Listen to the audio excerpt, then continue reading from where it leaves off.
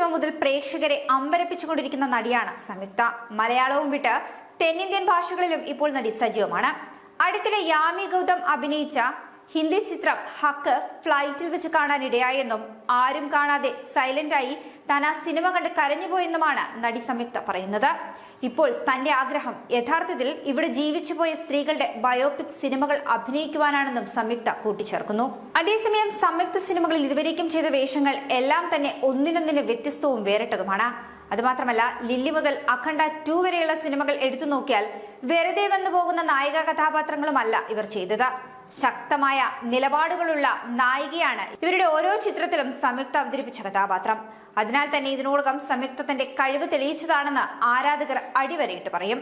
സിനിമകളുടെ പേരിൽ മാത്രമല്ല, റിയൽ ലൈഫിലെ ചില ശക്തമായ നിലപാടുകളുടെ പേരിലും ആരാധകർക്കിടയിൽ ഏറെ പ്രിയങ്കരിയാണ് സംയുക്ത.